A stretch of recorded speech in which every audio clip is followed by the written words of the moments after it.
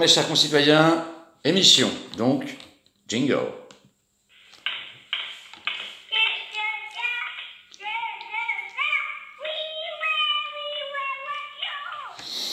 Baguette magique. Bon, spécial Afghanistan, je vous explique. Je ne veux pas, et je suis très mécontent, que en notre nom, en votre nom, en mon nom, des gens en Afghanistan vont mourir. Parce que nous ne donnons pas de visa. Et qu'il y a 6 mois, le gouvernement de M. Macron a fait en sorte de compliquer un peu les choses alors que ces gens nous ont aidés dans notre lutte contre le terrorisme. Petit rappel historique, nous sommes allés en Afghanistan en suivant des amis américains qui s'étaient pris les 2 petits avions dans les tours par le petit Oussama Ben Laden, qui est mort. Voilà. Petit rappel historique pour l'Afghanistan.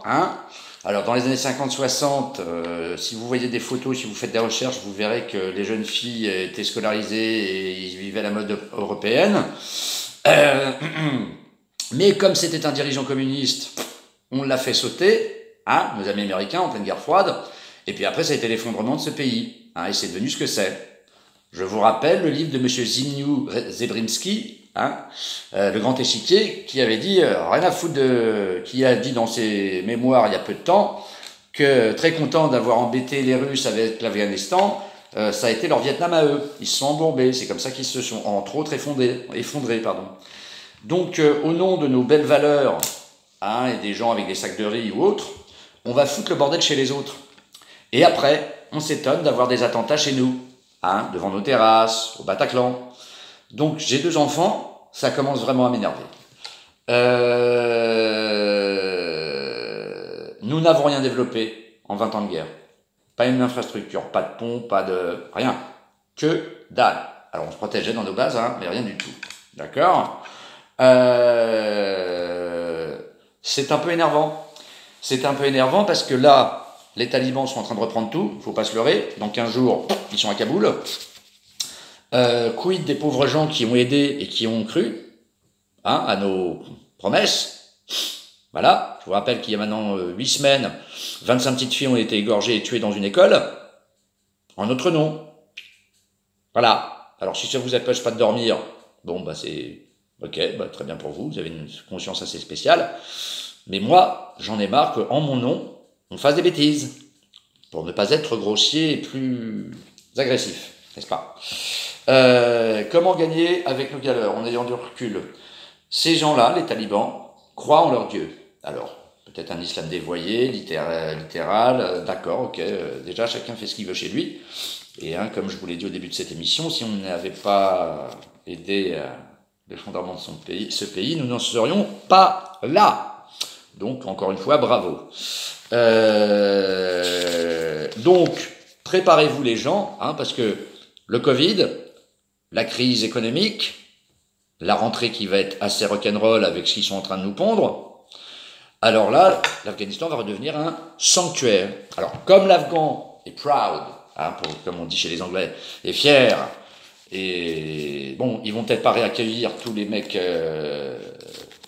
comme Al-Qaïda et tout ça, mais faut pas trop se faire d'illusions, vu que souvent derrière, il y a une histoire de pognon, Je vous rappelle tout le trafic de drogue, opium et autres, trafic d'armes, les luttes géopolitiques autour Iran, Ouzbékistan, Tadjikistan, Pakistan, ceux-là ils sont bons aussi. Donc voilà, bilan d'une guerre, 20 ans, hop, qu'est-ce qu'on a fait ? On n'a rien aidé et on se barre comme des voleurs. Et monsieur Joe Biden, alors on crachait sur monsieur Donald Trump, qui se dit très content de ramener ses boys le 11 septembre, et en gros, on a fait le boulot, on n'est jamais venu pour créer une nation. Si, c'est ce que vous aviez vendu au départ. On amène la démocratie, on va vous aider à se développer. Donc c'est facile 20 ans après de se barrer et de les laisser dans la merde. Parce que qui va prendre cher étant un véritable féministe, pas un féministe de pacotille, les dialos, les machins, les bouteilles à dégager. Qui prend cher dans ces pays, à votre avis ? Les femmes, les petites filles ? Pas mal, Alors après, on s'étonne que ces gens nous détestent. J'en reviens à l'œuvre magistrale d'Amin Maalouf, Les croisades vues par les Arabes. À relire, vite, parce que ça arrive. Donc en plus du Covid et du reste, moi je vous prédis je ne nous le souhaite pas, mais malheureusement, l'histoire étant ce qu'elle est, bis repetita, un éternel recommencement, eh bien, on va encore se taper de nouveau des attentats. En Europe, aux États-Unis, ailleurs. Parce qu'avec tous les flux de migrants qui sont venus chez nous depuis fort longtemps, avec Madame Merkel qui a dit « Allez, venez et mangez-en tous », hein, je pense qu'au milieu d'eux, il n'y a pas que des gens qui nous auraient du bien. Hein, voilà, c'est comme, digression courte sur le père qui a été tué, paix à son âme, et encore les catholiques ont pris cher, hein, c'est encore du n'importe quoi. Le pauvre Rwandais, on savait qu'il avait des problèmes psychiatriques, et il venait du Rwanda, où il s'est passé ce qu'il s'est passé il y a 10-15 ans, je ne sais plus exactement. Hein, le massacre. Alors certains disent c'est un peu de notre faute, on a laissé faire.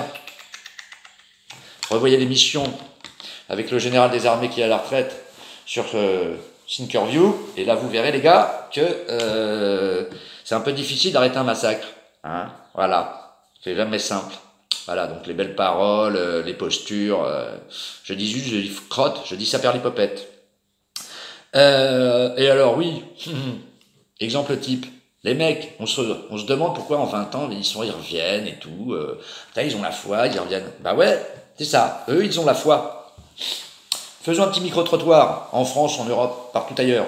Alors pas les chéléricains parce qu'ils sont quand même assez patriotes. Ah, et puis comme il y en a un peu qui sont un peu bourrins, comme chez nous, comme partout, voilà. Ah, je suis pas sûr que si vous faites un micro-trottoir, les jeunes Français seraient prêts à mourir pour leur nation. Les jeunes Anglais, les jeunes Polonais, voilà. Peut-être les jeunes Russes, hein, ils sont encore un peu patriotes. Ce n'est pas un gros mot, patriote. Ah, c'est pas, pas nationaliste, patriote. Aimer son pays, voilà. Ah, pas pour aller faire la guerre aux autres et leur en foutre plein la gueule, non, non, non. Juste aimer son pays, le développer, être dans l'intelligence, une bonne intelligence avec son voisinage, et dans la réelle politique, pas dans un monde de bisounours. Voilà. Alors, je voulais vous dire ça, donc aucun développement. Qu'est-ce que j'avais écrit hier? Ah oui, et on en revient au livre sous pseudo d'un de nos militaires qui n'était pas un horrible, je parle pas des ceux qui ont fait leurs petits trucs, tribunes, machin, non, non, je parle d'un militaire de nos forces spéciales qui a écrit par rapport à ses opérations au Mali, d'Arkane et tout le reste, et qui disait dans son œuvre, moi je veux bien continuer à buter du djihadiste terroriste dans ces régions, mais si on développe pas ces pays, hein, si on développe pas ces pays, ça ne marche pas. Hein, si les gars ils ont pas à bouffer, pas d'eau, bah les mecs, les terroristes, de par les trafics divers et variés, ils arrivent et leur filent $100. Le mec il est prêt à croire à tout pour faire bouffer sa famille. Réfléchissez, ça ne fait pas mal, c'est encore gratuit. C'est comme les nouveaux talibans là, la nouvelle donne, c'est la nouvelle génération ceux-là. Ils parlent anglais, ils parlent français. Très souvent ils ont essayé de venir jusqu'à chez nous et puis ils sont rentrés au pays. Mais comme le pays n'a pas été développé, qu'il n'y a aucun débouché, les talibans leur proposent un boulot, soit un petit peu violent, bah ils le prennent les gars. Ah, on aurait développé ce pays, ils auraient des perspectives d'avenir. Ça vous parle? Un peu comme notre jeunesse en Europe, hein, de la diversité ou non. Si on leur donnait un peu de perspective à notre jeunesse, à part ce qu'on a là depuis quelques temps, enfin depuis 30 ans maintenant, parce que excusez-moi, depuis Charles, il est mange-merde, hein. Monsieur VGE qui le 31 janvier 1971, quand tout le monde était bourré après le Nouvel An, a fait en sorte qu'on ne puisse plus battre monnaie et qu'on doive emprunter sur les marchés privés de la bourse. Ah, notre souveraineté, Tintin. Et c'est pas d'être complotiste de dire ça. Hein, ça s'appelle des faits historiques. Alors, pour les gens honnêtes intellectuellement et qui sont prêts à sourcer les choses et à parler franchement. Donc, voilà, c'est ce que je voulais vous dire. Donc ça, on est dans la merde. Et ça rappelle un peu ce qu'on a fait avec l'Iran, la Grande Perse, un grand peuple. Hein, je vous rappelle que le Shah d'Iran, alors au forceps, avec la Savac, d'accord, hein, on ne peut pas nier tout ça, il était un petit peu, hop, et puis à la fin il avait un peu la folie des grandeurs, hein, avec sa grande fête à Ispahan, tout ça machin, par rapport à Darius. N'empêche que pourquoi les amis iraniens sont lettrés et que leur jeunesse sont lettrés, c'est parce que il y a eu le Shah d'Iran. Et je nous rappelle que nous, on l'a d'abord aidé, porté au pouvoir, hein, les Ricains surtout, et puis nous aussi un peu l'Europe, parce qu'il y a quand même quelques richesses et quelque chose là-bas, hein, c'est jamais gratos hein, ce qu'on fait. faut pas se leurrer.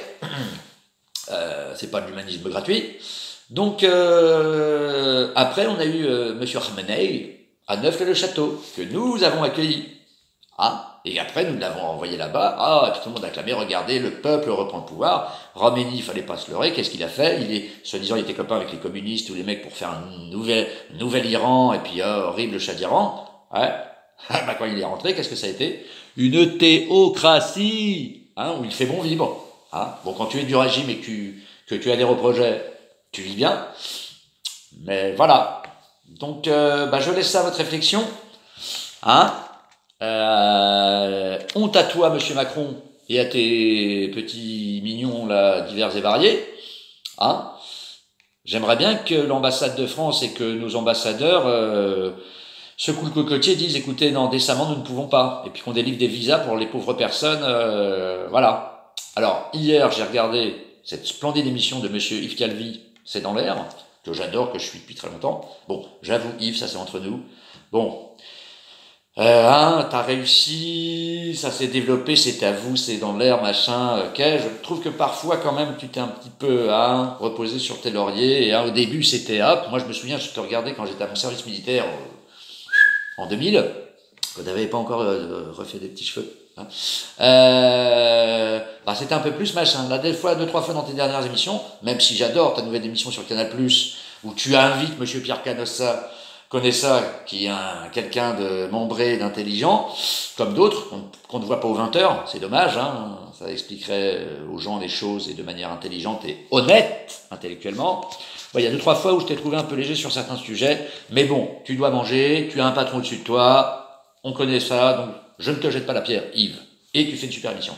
Axel de Tarlet, très bien comme intervieweur. La petite blonde, j'ai plus son nom, bonjour madame, arrêtez de couper la parole, c'est très pénible. Alors je sais que dans l'oreillette on vous dit vite, il y a d'autres sujets à aborder, mais quand il y a Pascal Boniface ou d'autres qui parlent, ça serait sympa de les laisser parler jusqu'au bout. Hein, même si on zappe un petit sujet, qu'on peut pas trop développer, un autre truc dont tu voulais parler. Hein, Axel, lui, il gère mieux ses interviews, je trouve. Mais bon, après, moi je ne suis pas un professionnel, je n'ai pas de carte de presse, je ne suis qu'un simple sans-dents, et doublement non essentiel, car je suis dans la restauration et comédien. Donc, tu sors. Bon, sur ces belles paroles, réfléchissez-y, parce que grâce à ce qu'on est en train de faire, vous étonnez pas s'il y a des nouveaux Bataclan, des nouveaux Charlie Hebdo. Bon, on aurait pu encore rediscuter de Charlie, car oui, non, j'avoue mon crime, je n'étais pas Charlie. Parce que oui, on a le droit de se moquer de tout, soi-disant, mais pas avec tout le monde. Vu l'ambiance générale par rapport au momentum et tout ça, on aurait pu réfléchir à deux fois. Alors, sous couvert de « ouais, j'ai le droit », oui, t'as le droit, mais t'as le droit d'être aussi intelligent et peut-être d'éviter des conneries. Enfin bon, c'est un autre sujet. Sur ce, bonnes vacances, mais attention, alors au nom du masque, du gel et de la distanciation, et malheureusement, les pauvres Aloucans, voilà. Et une petite pensée au peuple algérien qui se tape des incendies de la mort, et vu les voyous qui dirigent et qui leur ont volé leur indépendance, qu'ils sont dans la merde, et il y a déjà 70 morts. Voilà. Bon, sur ce, on va essayer que tout ça se passe bien à la rentrée. N'oubliez pas de diviser pour mieux régner, et soyez intelligents. Relisez vos livres d'histoire, de la hauteur, le temps long de l'histoire, pas l'immédiateté. Voilà. Sur ce, je vous embrasse. Soyez forts et goodbye.